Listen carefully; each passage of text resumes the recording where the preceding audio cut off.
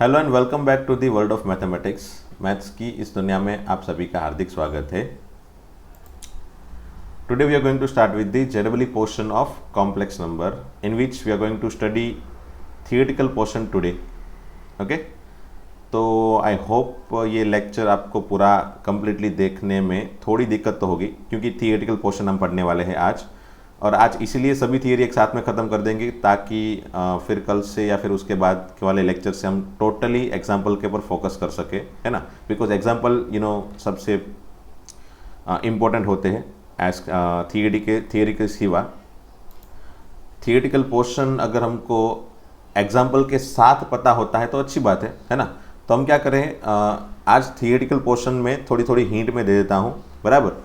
उसके बाद जब एग्जाम्पल में चलाऊँगा तब अगर ये पर्टिकुलर थियरी की कहीं पे ज़रूरत पड़ रही है तो मैं बार बार वो थियोरेटिकल पोर्शन दिखाते रहूँगा, है ना।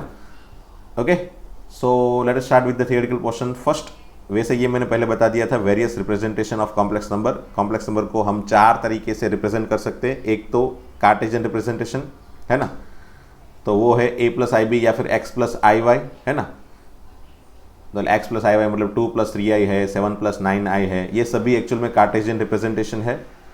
सेकंड ट्रिग्नोमेट्रिकल रिप्रेजेंटेशन या फिर पोलर रिप्रेजेंटेशन, पोलर फॉर्म, वही r into cos theta plus i sine theta. r मतलब मॉड z, है ना, mod z into cos theta plus i sine theta. ये भी हमने ऑलरेडी स्टडी कर लिया है एनसीईआरटी की बुक में। थर्ड वेक्टर रिप्रेजेंटेशन, तो वैसे ये भी हमको इतना तो पता ही है, मैंने बताया था कि अगर डायग्राम के अंदर जो ए बी पॉइंट है, a coordinate and a coordinate है, x coordinate a and y coordinate b है, तो वो जो भी वेक्टर फॉर्मेट जो बना रहा है वही सिमिलर फॉर्मेट हमारा पॉइंट है, वही हमारा एक्चुअल में कार्टेशियन रिप्रेजेंटेशन है। तो ये दोनों चीज़ सिमिलर है, वेक्टर के फॉर्म में भी सोच सकते हो एंड वेक्टर के जितने भी रूल्स है वो सब रूल्स अप्लाई कर सकते हो, है ना। एंड रूलरियन रिप्रेजेंटेशन, एक्सपोनेंशियल फॉर्मेट मतलब ई रेस टू आई थीटा वाला फॉर्मेट, बराबर। तो चलो मैं चारों के चारों फॉर्मेट एक बार वापस लिख लेता हूँ। सब मतलब मेरे पास z इक्वल टू है x प्लस आई वाई, बराबर। तो ये फर्स्ट फॉर्मेट हो गया, ठीक है। This is equal to mod z into cos theta plus i sine theta, ये हो गया ट्रिग्नोमेट्रिक फॉर्मेट, ठीक है। That is equal to vector format कैसा होगा भाई, ये ट्रिग्नोमेट्रिक फॉर्मेट। वेक्टर फॉर्मेट में एक्स वाई कोऑर्डिनेट जो हम लिखते हैं वही पॉइंट के फॉर्म में। And the last format is what, mod z into e raise to i theta, या फिर मोड z की जगह आप r लिख सकते हो, चलेगा। अगर आपको मोड z की प्रैक्टिस है तो मोड z लिखो, mod z into e raise to i theta, ठीक है।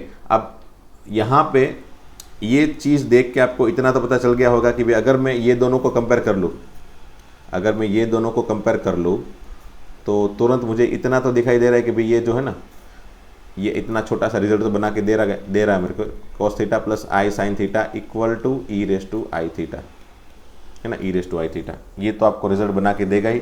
तो ये एक पहला रिजल्ट हो गया। वैसे आप ये याद रखने वाले हो इन फ्यूचर, बट आप अभी से याद रखना चालू कर दो, that e raise to i theta equal to cos theta plus i sine theta, बराबर। Cos theta plus i sine theta को मैं शॉर्ट में सीस थीटा ऐसा लिख सकता हूँ, cis theta equal to e raise to i theta. ये भी वही है बट इसको मैंने शॉर्ट में लिखा और कुछ नहीं है ना। वैसे एग्ज़ाम में तो सीस थीटा वो यूज़ नहीं करेंगे मुझे लगता है तब तक, बट बाय चांस कहीं पे आपको दिखाई दे तो सीस थीटा मतलब cos theta plus i sine theta ही है ना, वो याद रखो, ठीक है। नाउ अब आप सोचोगे ये कैसे बना, cos theta plus i sine theta equal to e raise to i theta कैसे बना। वैसे ये तो हमको पता है भी, ये रिप्रेजेंटेशन जो पोलर फॉर्मेट है वो कैसे बना है वो तो मैंने आपको सिखा दिया था। वही आपको, अगर ये एक्स वाई पॉइंट है, बराबर, तो ये एक्स सॉरी ये होगा वाई और ये होगा एक्स, और ये अगर ये थीटा है तो क्या लिख सकते हैं भाई हम लोग, एक्स को, है ना, एक्स को। अगर ये मोड जेड है तो एक्स इक्वल टू मतलब ये डिस्टेंस जो है वो मोड जेड कॉस थीटा हो जाता है, और ये वाई वाला डिस्टेंस है वो हो जाता है mod z sine theta. And based on that x and y की वैल्यू अगर मैं यहाँ पे रख दूँ then I can get this format. So mod z common cos theta plus i sine theta, बराबर। तो ये फॉर्मेट से हमको इतना तो पता है कि भाई पोलर फॉर्मेट कैसे बनता है, ट्रिग्नोमेट्रिक फॉर्मेट कैसे बनता है वो हमको पता है, बट उससे ये वाला फॉर्मेट कैसे बनेगा वो एक्सपांसन सीरीज से आता है। वैसे एक्चुअल में हम लोग 12th में ये सब नहीं पढ़ने वाले हैं कि कॉस की एंड साइन की एक्सपांसन सीरीज कैसे बनेगी, हाँ, बट सीरीज आएगी दूसरे कोई चैप्टर में, वो भी बस एक्स्ट्रा नॉलेज के लिए कभी कभार यूज़ होती है। इसलिए कॉस की सीरीज जो है ना वो कैसी है पता है, cos theta equal to theta minus theta cube by 3 factorial plus theta raise to 5 by 5 factorial. अब आप सोचोगे ये कैसे आया भाई, तो ये भी एक टेलर्स नेकुलम सीरीज़ है एंड इसको बनाने का भी एक तरीका है that you will study in college, बराबर। आप कॉलेज में ग्रेजुएशन में स्टडी करोगे। सो अभी मैं इसके अंदर ज़्यादा डिटेल में नहीं जा रहा हूँ, बराबर। यूजिंग डिफ्रेंशिएशन ये सीरीज़ बनती है, इतना आपको बता देता हूँ, बराबर फिलहाल, बराबर। तो ये सीरीज़ है कॉस थीटा की and similarly using sign theta की सीरीज़ भी है। अच्छा ये मैंने उल्टा कर दिया क्या, हाँ कॉस थीटा की नहीं, ये पहली वाली सीरीज़ है वो साइन थीटा की है एंड कॉस थीटा की सीरीज़ में 1 से स्टार्ट होता है। Yes 1 minus theta square by 2 factorial plus theta raise to 4 by 4 factorial minus theta raise to 6 by 6 factorial, है ना, 6 फैक्टोरियल एंड हैंड्स ऑन है ना। टू पावर दो पावर बढ़ते जा रहे हैं और जो भी पावर है वही नीचे फैक्टोरियल है। अब फैक्टोरियल क्या है वो सब आप छोड़ दो पहले, अभी तो ऐसा अगर नहीं पता है तो छोड़ दो। ये cos theta and sine theta and e raise to i theta की अगर मैं सीरीज बनाऊं तो ई रेस टू एक्स की सीरीज है 1 प्लस एक्स बाय, ऐसे ई रेस टू एक्स की सीरीज में अगर लिखूँ तो ई रेस टू थीटा की सिर्फ सीरीज लिखूँ, ई रेस टू थीटा की सिर्फ, तो ये हो जाता है 1 plus theta square by 2 factorial plus theta cube by 3 factorial like this, बराबर। अब मुझे सिर्फ थीटा की जगह क्या लिखना है, आई थीटा, तो यहाँ पे थीटा की जगह आई थीटा करके रख लूँ, बराबर। तो उसके बाद आप सोचना अपने हिसाब से अगर ट्राई करनी है तो कॉस थीटा की वैल्यू यहाँ पे रखो, साइन थीटा की वैल्यू यहाँ पे रखो, बराबर। कॉस थीटा की वैल्यू यहाँ पे रखो, साइन थीटा की वैल्यू जो मैंने यहाँ पे बनाई वो यहाँ पे रखो, उसका एडिशन करोगे ना तो आपको जो भी ई रेस टू आई थीटा की यहाँ पे जो सीरीज बनेगी, ई रेस टू आई थीटा की, मतलब थीटा की जगह आई थीटा रिप्लेस करने के बाद जो यहाँ पे सीरीज बनेगी वो सीरीज आपको एज एन आंसर दिखाई देगी। वंस अगेन कॉस की वैल्यू, कॉस का जो एक्सपांसन पैटर्न है वो यहाँ पे रखो, साइन की एक्सपांसन पैटर्न को आई के साथ मल्टीप्लाई करके वहां पे रखो, यहाँ पे दैट इज इक्वल टू आपको जो भी आंसर मिलेगा ना वो आंसर क्या मिलेगा, ये ई रेस टू आई थीटा, मतलब थीटा की जगह आई थीटा करने पे यहाँ पे जो बन रहा है वो आपको यहाँ पे दिखाई देगा। तो ये एक दूसरे के साथ होल्ड कर रहा है ना। ऑयलर्स नाम के मैथमेटिशियन ने ये सब मगजमारी की थी, है ना, ऑयलर्स। तो ये ऑयलर्स रिप्रेजेंटेशन है, ऑयलरियन, रूलर हम बोलते हैं, रूलर रिप्रेजेंटेशन व्हाटएवर, है ना। ये EULER ऐसे नाम का एक मैथमेटिशियन था, बहुत ही बड़ा मैथमेटिशियन था, है ना, सालों पहले, approximately I think 17th-18th century में था वो, बराबर। न्यूटन के बाद, आइंस्टाइन के पहले मैथमेटिशियन था डेफिनेटली। एंड उसने दुनिया का सबसे बड़ा मैथमेटिक्स का एक फार्मूला बनाया था और वो फार्मूला में उसने क्या किया पता है, इस पर्टिकुलर फार्मूला समझ लो, ये वाला फार्मूला है, उसके अंदर सपोज मैं थीटा की जगह मैं इस फार्मूला में पाई ले लूँ तो क्या होता है, देखो मैं, चलो ये एक्स्ट्रा नॉलेज के लिए बता ही दो आपको, सिर्फ इस फार्मूला में थीटा की जगह पाई लूँगा तो क्या होगा, cos pi plus i sine pi ना, equal to e raise to i pi. अब डेफिनेटली इतना तुमको पता है कॉस पाई की वैल्यू क्या होगी भाई, -1, साइन पाई की वैल्यू क्या होती है, 0, है ना, साइन पाई की वैल्यू 0 होती है। सो कॉस पाई की वैल्यू है -1, साइन पाई की वैल्यू है 0, तो इट मीन्स कोट किए -1 प्लस 0 आई मतलब -1, है ना। सो फाइनली मैं अगर e raise to i pi equal to value बनाऊँ तो ई रेस टू आई पाई की वैल्यू क्या बन जाएगी, -1। बस यही जैकपॉट था, है ना। उसने ये फॉर्मूला दिखाया सबको, इस थीटा की जगह पाई रख के जो ये फॉर्मूला बना ना वो फॉर्मूला सबको दिखाया। और इस फॉर्मूला में इंटरेस्टिंग चीज़ क्या पता है आपको, ये फॉर्मूला क्यों इंटरेस्टिंग है, क्यों ये मैथमेटिक्स के अंदर बहुत बड़ा फॉर्मूला, मतलब it is one of the good formula क्यों माना जाता है पता है आपको, क्योंकि इस फॉर्मूला में आप देख सकते हो एक ई जो है वो एक इरेशनल नंबर है, ठीक है, आई जो है वो एक कॉम्प्लेक्स नंबर है, अगेन उसके साथ मल्टीपल में पाई जो है वो अगेन एक इरेशनल नंबर है, बराबर। तो वो सबको मैं अगर एक साथ में कलेक्ट करूँ तो उसका आंसर -1 एक रियल नंबर आ जाता है, वो भी एक इंटीजर।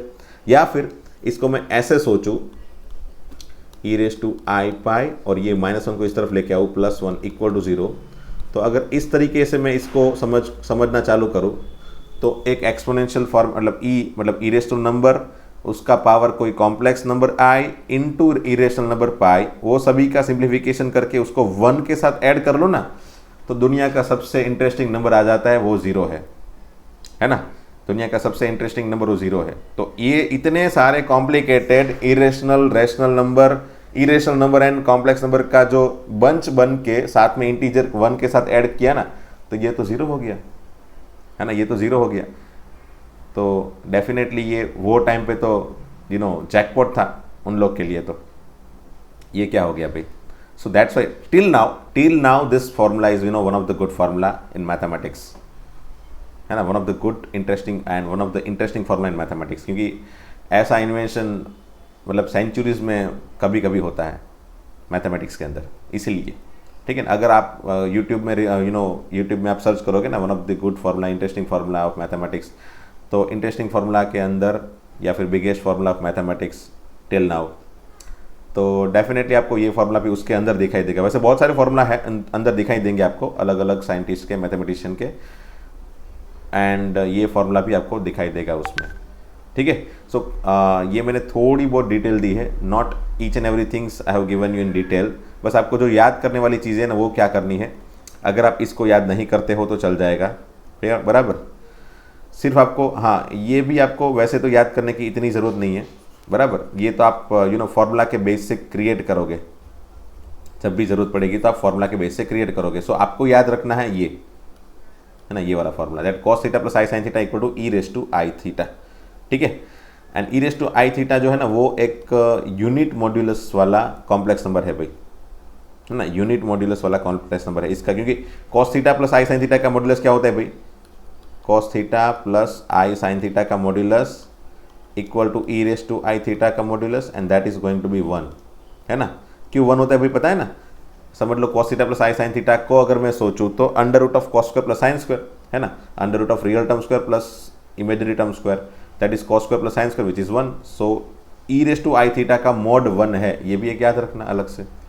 ठीक है, सो हमने ये थोड़ा डिटेल में फोर्थ पार्ट ही समझाया, क्योंकि 1, 2 एंड 3 हमको ऑलरेडी पता था, सिर्फ फोर्थ पार्ट को मैंने डिटेल में समझा दिया आपको, बराबर। तो हमको इस पर्टिकुलर थियरी में इतनी चीज़ें याद रखनी है, कितनी? z equal to x plus i y, ये first format. Second format mod z cos theta plus i sine theta. Third format vector format x y, and fourth format mod z into e raise to i theta which is exponential format, या फिर eulerian representation, है ना, eulerian representation, whatever you want. Euler नाम का mathematician था, उसको Euler ऐसा बोला जाता था, तो आप ऑयलरियन रिप्रेजेंटेशन ऐसा भी बोल सकते हो इसको, है ना। चलो तो ठीक है, अब इतना समझ लिया है तो आगे बढ़ते हैं। अब इसी के फॉर्मूला से, है ना, इसी के फॉर्मूला से ये जो mod z into e raise to i theta equal to z है, उसी के फॉर्मूला से अगर मैं चलूँ तो लॉगरिथम ऑफ कॉम्प्लेक्स नंबर बना सकता हूँ मैं, है ना। किसी भी कॉम्प्लेक्स नंबर का अगर मैं लॉग फाइंड करना चाहूँ, जैसे कि अगर मुझे फाइंड करना है लॉग से 3 + 4i, तो आई कैन फाइंड, है ना, आई कैन फाइंड। कैसे फाइंड कर सकता हूँ देखो, चलो, log 3 + 4i, तो ये फॉर्मूला, अगर आपको ये फॉर्मूला याद रह जाता है तो अच्छी बात है, अगर याद रह जाता है तो अच्छी बात है, otherwise you have to go with this procedure, आपको यही प्रोसीजर से चलना है, बराबर।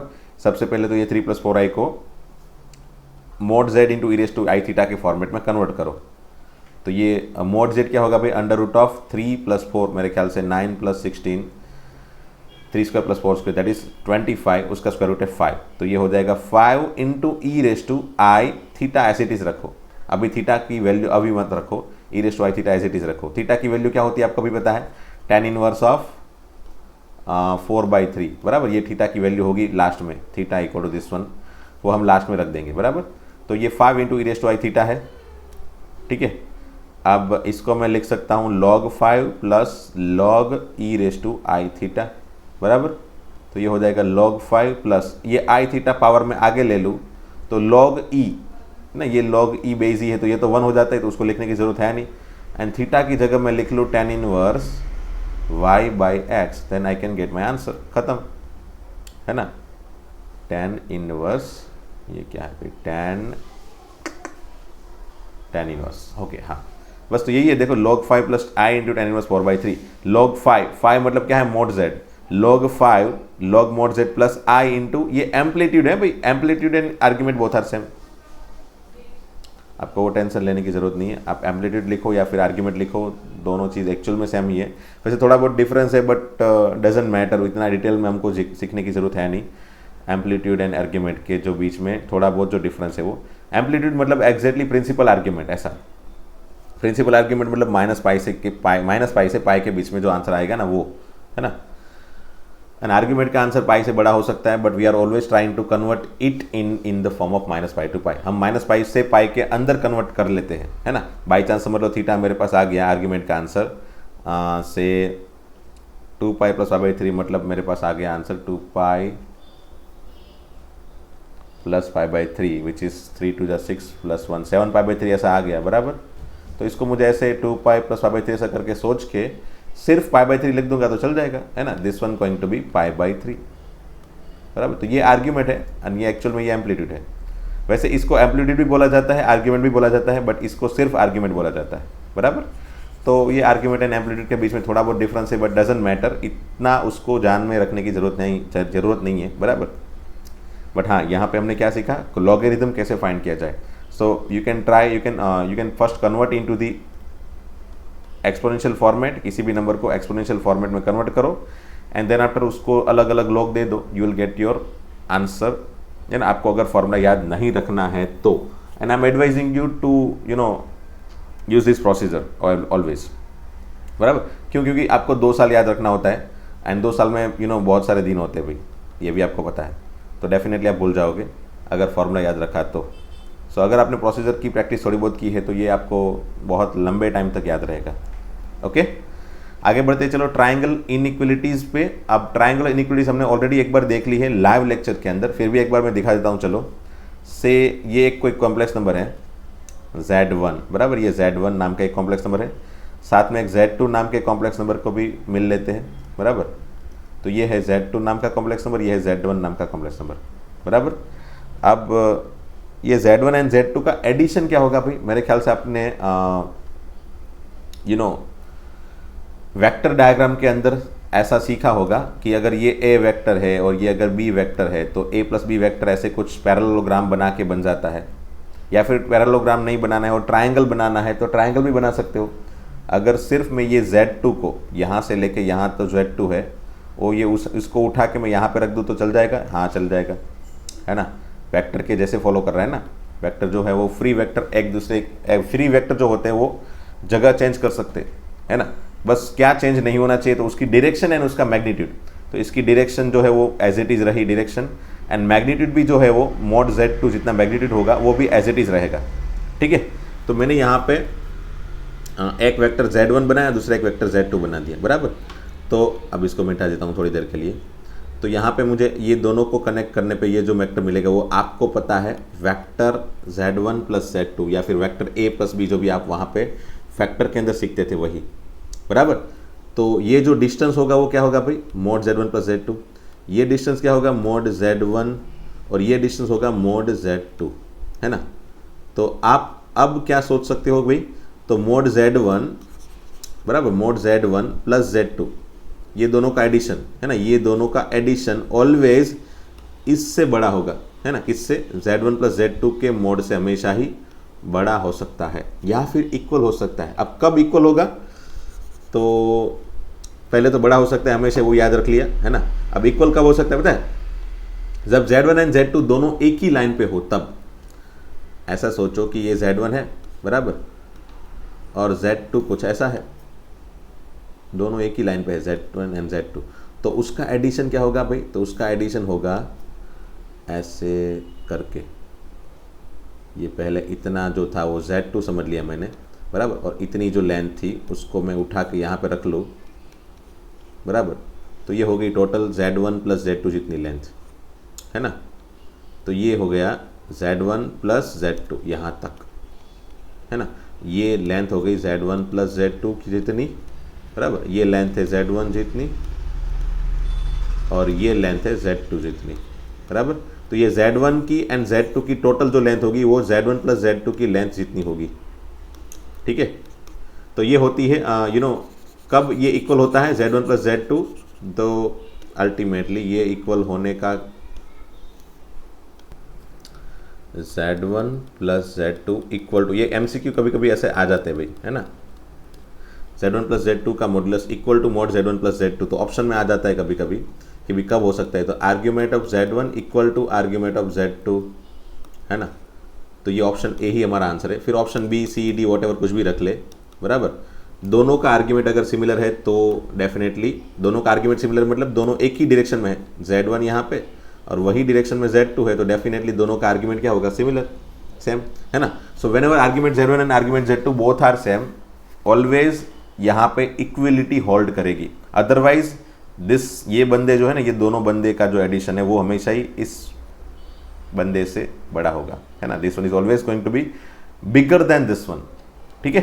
तो ये हो गया फर्स्ट पार्ट, बराबर। यहाँ पे आप फिगर में फिगर के अंदर वैसे ये एज अ नोट भी इसको भी लिख लेना, बराबर, एज अ नोट छोटी सी, है ना, नोट करके लिख लेना। If mod Z1 plus Z2 equal to Z1 plus Z2, sorry यहाँ पे क्या लिखना होता है भाई,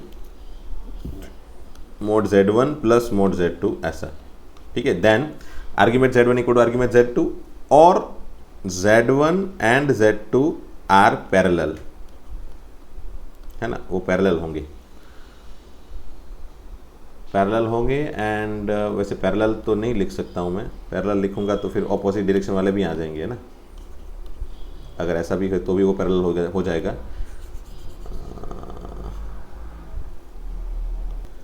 पैरेलल विथ सेम डायरेक्शन, है ना, विथ सेम डायरेक्शन, ऐसा भी कर सकता हूँ। मतलब ऐसा एक Z1 है और दूसरा कोई Z2 यहाँ पे है, तो ये दोनों पैरेलल है, ठीक है। एंड पैरेलल है, दोनों की डायरेक्शन सेम है, तो भी ये फॉर्मूला लग जाएगा, तो भी mod Z1 plus Z2 equal to mod Z1 plus mod Z2, ठीक है। तो ये नोट याद रखना आप हमेशा ही, ठीक है। अब ये ट्रायंगल इनइक्वालिटी में ये हो गया। अब सब्ट्रैक्शन वाला, सब्ट्रैक्शन वाले में क्या है याद रखना, सी एडिशन के लिए तो आप ये डायग्राम बना सकते हो, एंड सब्ट्रैक्शन के लिए मैं ये एडिशन का समझ लो, ये एडिशन के लिए आप डायग्राम ये वाला बना लेना ताकि आपको एग्जैक्ट समझ में आए, बराबर।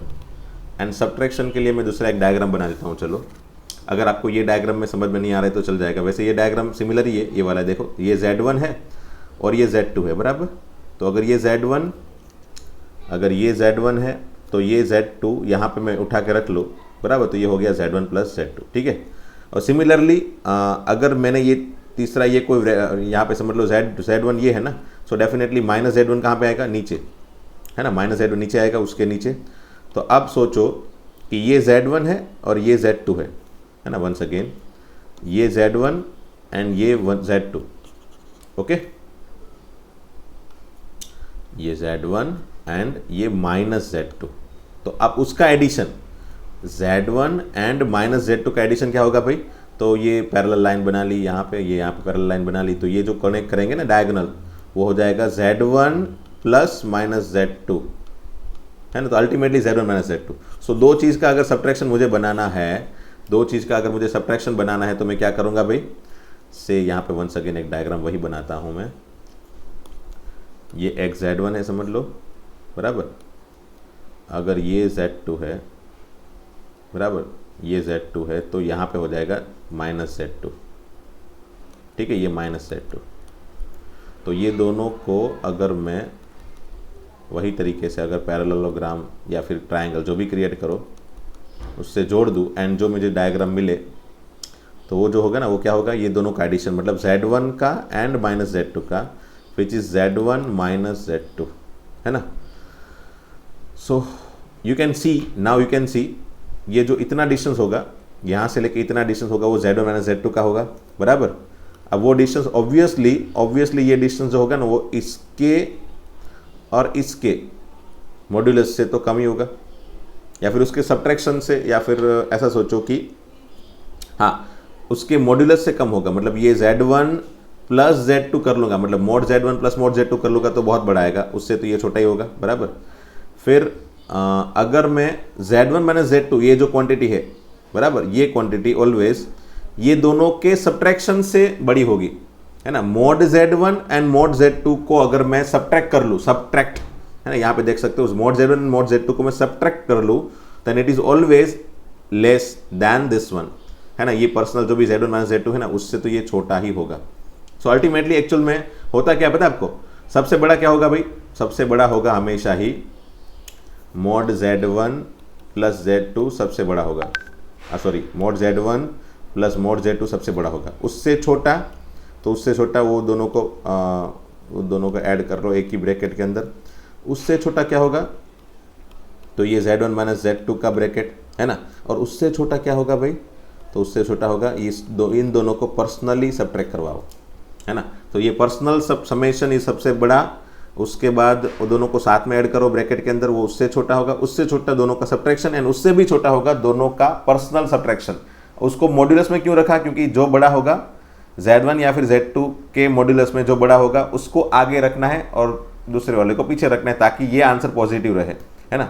से Z1 का मॉड्यूलस 10 है एंड Z2 का मॉड्यूलस 8 है, तो Z1 को आगे रखो ताकि 10 - 8 2 जो बने वो पॉजिटिव बने, ठीक है। तो ये जो है ना, ये जो फॉर्मेट मैंने यहाँ पे लिखा वो इन जनरल फॉर्मेट हो गया, मतलब हमेशा ही ये फॉर्मेट काम आएगा कभी भी, है ना। कौन सबसे बड़ा है और कौन सबसे छोटा है, ये दोनों चीज़ को एक साथ में समझाएगा, ये दोनों फॉर्मूला को एक साथ में ये समझा देगा, ठीक है। तो आई होप इसमें जो ज़रूरी लगे आपको वो सब चीज़ें लिखनी है, बराबर। ये फर्स्ट नोट और ये सेकंड नोट, मैंने ये 2 नोट लिखवा दी साथ में एक्स्ट्रा, ओके। अब ये डी मोवियस थ्योरम, बराबर, डी मोवियस थ्योरम, ये this is again one of the interesting theorem, बराबर। कैसे इसको सोचा जाए, तो सबसे पहले मैं एक काम करो, यहाँ पे मैं जो समझा रहा हूँ ना वो देखो, उसके बाद हम पॉइंट्स देखते हैं 1 2, बराबर। से मैंने देखा, समझ लो ये cos theta plus i sine theta, ठीक है। cos theta plus i sine theta equal to क्या है भाई, e⁻आई थीटा। ये तो हमने थोड़ी देर पहले देख लिया, ठीक है। अब मैं क्या कर रहा हूँ, अगर मैं यहाँ पे cos अल्फ़ा लिख लूँ तो यहाँ पे क्या होगा भाई, अल्फ़ा लिख लूँ तो ये e⁻आई अल्फ़ा होगा, ठीक है। अगर मैं यहाँ पे समझ लो एक्स वाई ऐसा करके लिख लो, तो यहाँ पे एक्स वाई करके लिख लो तो ये e⁻आई एक्स वाई ऐसा हो जाएगा भाई, बराबर है। तो इतना तो पता चल गया मुझे कि यहाँ पे जो भी एंगल होगा वही एंगल मुझे यहाँ पे लिखना है, थीटा, है ना। यहाँ पे थीटा है तो यहाँ पे भी मुझे थीटा लिखना है, ठीक है। तो इतना मुझे पता चल गया यहाँ से। अब आगे बढ़ते हैं, इसको मिटा देते हैं, ये सिर्फ समझने के लिए था, बराबर। अब ऐसा सोचो कि मेरे पास है e⁻आई इंटू एन अल्फ़ा, ठीक है, e⁻आई इंटू एन अल्फ़ा। तो उसको मैं कैसे लिख सकता हूँ भाई, cos n alpha plus i sine N alpha, ऐसे लिख सकता हूँ भाई इसको मैं, ठीक है, ओके। अब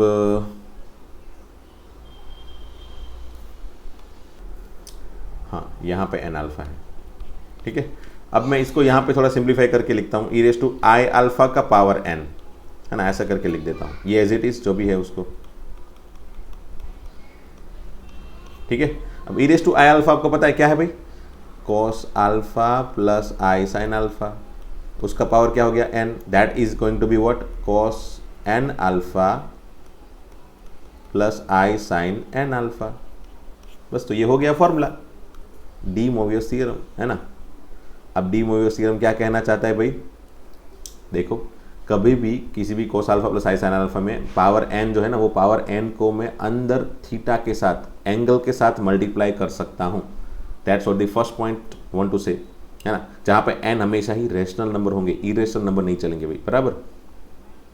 वंस अगेन, कभी भी cos alpha plus i sine alpha का पावर जितना भी हो उसको मैं अंदर थीटा के साथ मल्टीप्लाई कर सकता हूँ, ठीक है। मतलब as an example, cos theta plus i sine theta का पावर 5 है, तो मैं क्या लिख सकता हूँ भाई, तो 5 को मैं क्या करूँगा, थीटा के साथ मल्टीप्लाई कर लूँगा दोनों में, तो cos 5 theta plus i sign 5 theta, खत्म, है ना, ऐसे कर सकता हूँ मैं, ठीक है। फिर कोई भी हो, मतलब समझ लो यहाँ पे पावर -1 है, पावर अगर -1 है, समझ लो ऐसा है, तो मैं क्या कर सकता हूँ, पावर -1 को अंदर भेज दो तो cos minus theta plus i sign minus theta. अब डेफिनेटली cos तो माइनस साइन खा जाता है भाई, तो cos थीटा हो जाएगा वो, cos माइनस थीटा मतलब cos theta plus i sign minus theta, sign तो माइनस साइन बाहर निकाल देता है, साइन जो है, साइन थीटा जो है वो हमेशा ही नेगेटिव को बाहर निकाल देगा, तो बाहर निकाल दिया तो माइनस आई साइन थीटा, ऐसा हो गया, देखो, है ना। तो ये तो एक एक्चुअल में एक रिजल्ट हो गया, देखो क्या रिजल्ट हो गया भाई, 1/cos theta plus i sine theta equal to, है ना। क्यों ये 1 लिखा, क्योंकि cos theta plus i sine theta का पावर -1 है ना, तो 1/cos theta plus i sine theta equal to cos theta minus i sine theta, है ना। ये तो एक रिजल्ट हो गया ना भाई, 1 by cos plus i sine equal to cos minus i sine, या फिर 1 बाई कोस माइनस साइन, इसको मैं यहाँ पे भेज दो और इसको मैं यहाँ पे भेज दो तो चल जाएगा। तो this is also one of the result that if you want you can get, आप बना सकते हो, याद भी रख सकते हो अगर रखना चाहो तो, बराबर। तो चलो ये प्रैक्टिस के एग्जाम्पल भी समझ में आ गए होंगे, तो आगे बढ़ते सेकंड पे। सेकंड पॉइंट क्या कहना चाहता है कि अगर z equal to cos theta 1 plus i sine theta 1 cos theta 2 plus i sine theta 2, मतलब इस तरह के बहुत सारे complex number cos sine plus cos theta plus i sine theta के फॉर्मेट में लिखे हैं बहुत सारे कॉम्प्लेक्स नंबर, बराबर। तो मैं इस सभी का कॉम्प्लेक्स नंबर का मल्टीप्लिकेशन, ये सभी कॉम्प्लेक्स नंबर के मल्टीप्लिकेशन को डायरेक्टली ऐसे लिख सकता हूँ, मतलब यहाँ पे थीटा 1 थीटा 2 थीटा 3 इसको डायरेक्टली ऐड कर सकता हूँ। अब वो कैसे, तो चलो ये समझाने के लिए मैं अलग से समझाता हूँ। चलो ठीक है, मुझे इसका मल्टीप्लिकेशन जो है ना वो मुझे प्रूव करना है, बराबर। तो सबसे पहले मैंने क्या किया, इसको e raise to i theta 1 लिख दिया, चलेगा ना। Cos theta 1 plus i sine theta 1 equal to e raise to i theta 1। ये दूसरे वाले को e raise to i theta 2 लिख दिया, तीसरे वाले को e raise to i theta 3 लिख दिया। ऐसे ऐसे ऐसे सब के लिए मैंने ऐसे ई रेस टू के फॉर्म में कन्वर्ट कर लिया, ठीक है। अब डेफिनेटली बेस सिमिलर है तो पावर का एडिशन हो जाता है ना भाई, पावर का तो हो जाता है एडिशन, ठीक है। अब सब में क्या कॉमन निकलेगा भाई, आई, अच्छा है, चलो सब में आई कॉमन, बराबर। अब इसको मैं कैसे लिख सकता हूँ भाई, इसको अगर मैं लिखना चाहूँ तो कॉस, है ना, theta 1 plus theta 2 plus theta 3 up to theta n, है ना, प्लस आई साइन, वही जो भी एंगल है आई के साथ जो मल्टीपल में एंगल है ना वो एंगल मुझे कॉस के अंदर एंड साइन के अंदर दे देना होता है। तो यही रिजल्ट था, याद करो, यहाँ से लेके ये रिजल्ट डायरेक्टली लिखा था उन लोग ने, है ना। तो आप लिख सकते हो कभी भी cos theta 1 plus i sine theta 1, ऐसे बहुत सारे मल्टीप्लिकेशन में कॉम्प्लेक्स नंबर हो तो you can directly give it, ये थीटा 1 थीटा 2 ये थीटा जितने भी है सबको एडिशन कर लो, सबका एडिशन एक कॉस के अंदर डाल दो, प्लस आई साइन करके सबका एडिशन साइन के अंदर डाल दो। ये डायरेक्ट फॉर्मूला भी याद रख सकते हो, और you can apply this particular technique to get this particular step, okay. दोनों में से कोई भी चीज़ कर सकते हो। मैं इसीलिए आपको प्रोसीजर साथ में दिखाता हूँ ताकि कभी भी बाई चांस अगर आप भूल गए कि भी इसको कैसे आगे बढ़ाना चाहिए तो आप प्रोसीजर एटलीस्ट अप्लाई कर सको, ठीक है। तो ये हो गया सेकंड फॉर्मेट, है ना, सेकंड फॉर्मूला। अब ये जो डिडक्शन है for n belongs to capital I, बराबर, n जो है यहाँ पे जो n ऊपर जो है वो इंटीजर अगर है तो मोस्टली इंटीजर होते हैं ना, मोस्टली इंटीजर ही होंगे, वैसे इंटीजर नहीं होंगे तो भी चल जाएगा, ऐसा कुछ नहीं है, हाँ। बट ये cos theta minus i sine theta raise to n को मैंने ऐसा लिख दिया। वैसे ये चार जो रिजल्ट है ना उसमें से चलेगा, मतलब आप लोग ने एक ही रिजल्ट ये याद रखा है अगर, तो बाकी सब रिजल्ट आप बनाते रहोगे बार बार, है ना, ज़रूरत पड़े ऐसे बनाते रहोगे। या फिर टेक्निक याद रखना, है ना, क्या करना, टेक्निक याद रखना, ये cos theta plus i sine theta को e raise to i theta करके टेक्निक याद कर लेना, उसके बाद सब कुछ बना सकते हो, बराबर। ओके, तो वैसे अगर याद रखना चाहते हो तो रख सकते हो, कोस theta plus i sine theta में यहाँ पे प्लस लिखा मैंने, अगर यहाँ पे प्लस है, बराबर, तो यहाँ पे प्लस लिखा है, अगर यहाँ पे माइनस है तो यहाँ पे माइनस लिखा है, और कुछ नहीं है, ठीक है। और यहाँ पे तो और कुछ नहीं है, ये सेकंड फॉर्मूला में पावर नेगेटिव n है तो नेगेटिव n अंदर मल्टीप्लाई कर लो सबके साथ, थीटा के साथ, तो डेफिनेटली यहाँ पे नेगेटिव n थीटा हो जाएगा, यहाँ पे भी नेगेटिव n थीटा हो गया, बराबर।